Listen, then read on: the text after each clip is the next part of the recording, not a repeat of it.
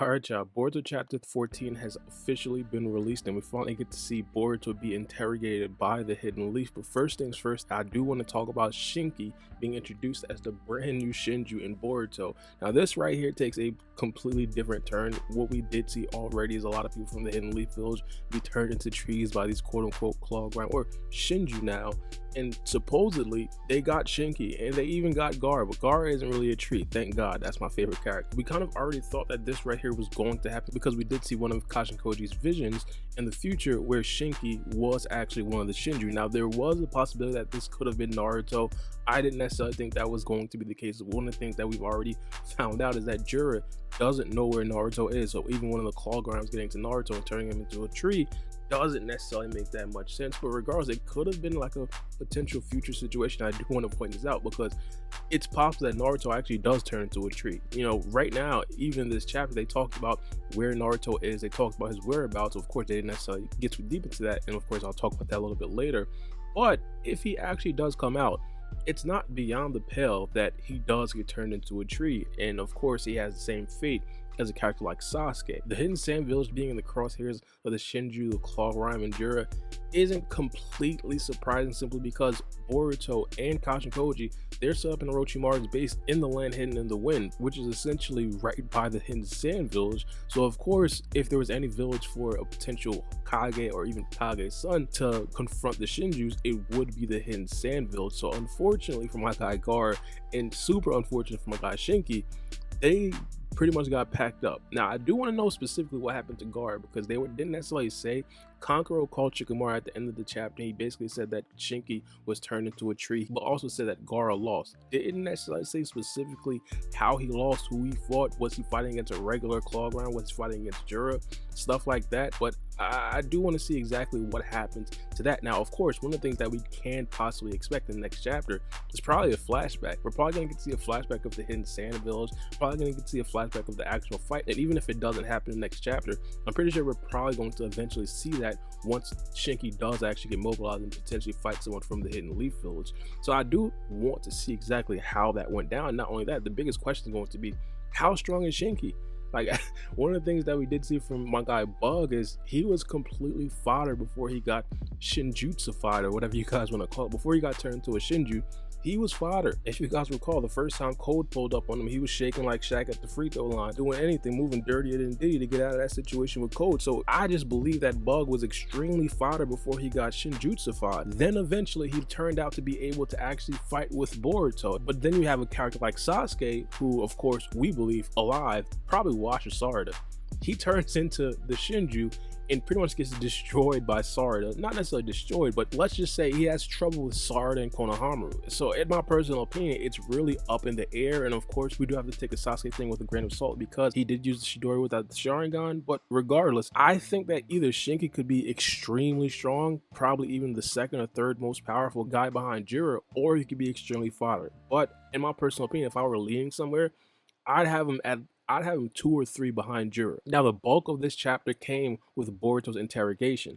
A couple of things that he did say, and I do think that a lot of these things were actually important. He basically said that each reflects the chakra of who they devoured. We pretty much seen that already. I just talked about it with Bug, Sasuke, and also Moegi as well. Boruto, during the interrogation, only really named Sasuke and Moegi. I think this right here is going to be kind of important, mainly because I think that these things are probably going to be provable in the long run. Things that Boruto says that are going to be provable are going to be super important because it's going to enhance how much the people in the Hidden Leaf Village actually trust them. So, for example, in this particular chapter, Boruto told Konohamaru that Moegi also got turned into a Shinju, and also Matsui, which is the Moegi Shinju, will eventually go after Konohamaru because he is her target as of right now. Konohamaru wasn't completely sold on everything that Boruto was saying in this particular chapter, but eventually, if Moegi comes after Konohamaru, I'm pretty sure Konohamaru's going to put a lot more weight into everything that Boruto is saying, and that right there is super important because eventually after that, he pretty much told everybody that Naruto and Hinata are not dead. And I think that this right here is probably one of the most profound things that Boruto said. And of course, this is probably going to be one of the most unbelievable things that Boruto did say in a literal sense. People in the room and people in the Hidden Leaf Village are probably not going to believe what Boruto said. And Ibiki pretty much echoed this. But eventually, if like most of the things that Boruto says in this particular interrogation turns out to be true, I believe they have no choice to at least weigh the possibility that Naruto and Hinata are actually alive and are somewhere safe. He also talked about the leader of the Shinju, and I think that this right here is probably going to be one of the more important things that comes from this interrogation. He says that if Jura is taken down, the Hidden Leaf Village will be safe. Now, Boruto is pretty much dropping some jewels that I'm pretty sure even the Boruto fans didn't necessarily know, because we didn't necessarily think if we just take Jura down, the other ones will fall in place or will also fall. Now it's pretty much confirmed, hey, you take down Jura, Moegi, Bug, and Sasuke, they could be rescued. Now during this actual scene when Boruto was talking about Naruto and Hinata actually being safe, I am completely confused, man, because it looks like Ibiki was nerfed. It just looks like he was nerfed. I'm sorry. Shout out my guy Ibiki, but if you guys don't necessarily know Ibiki's been in the series for a very long time, since like part 1. One of the things that Ibiki did to Pain, one of my favorite characters by the way, he'd actually go into their mind. In a situation like this where Boruto is withholding information, I thought this would be the perfect time to at least try to enter Boruto's mind and figure out, 1, where Naruto and Hinata are, 2, how does he know that they're safe, and also 3, pretty much confirm all the other things that Boruto was actually talking about. So I just believe that this could have been like a perfect time for that. Just didn't happen. Hopefully they give us a reason as to why. But one of the bigger things that did actually happen during this interrogation was the fact that Mitsuki broke Boruto out. And this right here, I think, is important for multiple different reasons. First things first, I'll just go with the lightest one. I think that Mitsuki pretty much confirmed now, or at least he believes now, that Boruto is his actual son. Now, of course, Mitsuki did get orders from Shikamaru to pretty much break Boruto out, and we'll talk about that in like a minute. But if you guys recall, Mitsuki had absolutely no problems of like disregarding Shikamaru's orders the last time when he was essentially acting in the best interest of Kawaki, which he thought was his son. And he believes essentially that by killing Boruto, Kawaki will be safer. He pretty much has like a similar ideology to Kawaki, where if you pretty much destroy all the threats to the person that you love the most, then the person that you love the most will essentially be safe. Mitsuki didn't do anything to Boruto here, and in fact freed Boruto. Again, Boruto is in this spot where he can't use any jutsu. He's essentially defenseless, and Mitsuki would probably even be hailed by a lot of the people in the Hidden Leaf Village by actually killing Boruto in a situation like this. So I feel like at this particular point, it's damn near confirmed that Mitsuki pretty much dropped the idea that Kawaki can be his son and pretty much is going straight to Boruto. But however, there will be ramifications of Mitsuki and Shikamaru breaking Boruto out of prison. First things first, I believe that Ada saw everything.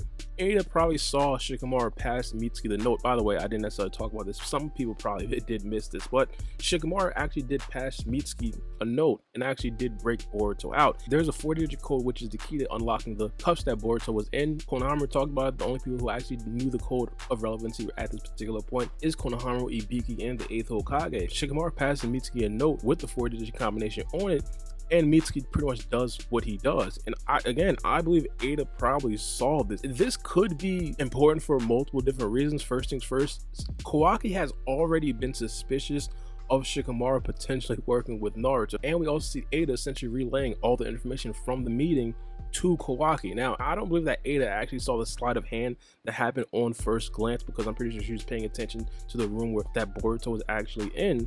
But I believe when she goes back and when she does pretty much like review what actually did happen between Shikamaru and Mitsuki, she's essentially going to see that and probably relay that information to Kawaki, and that'll probably confirm to Kawaki that Shikamaru is actually working alongside Boruto. And I think that'll probably be a problem for Shikamaru. Now, not only that, that's not the only problems for Shikamaru.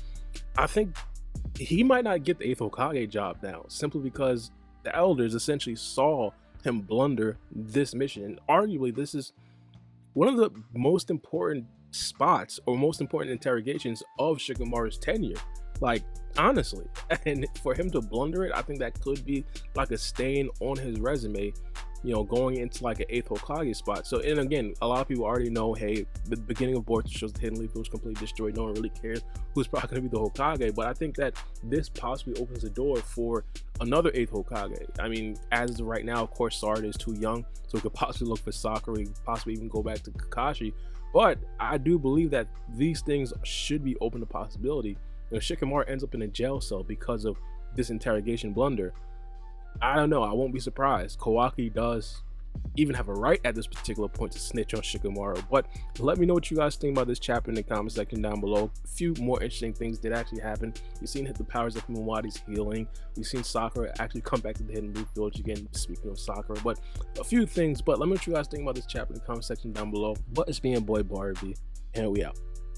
It's a knife.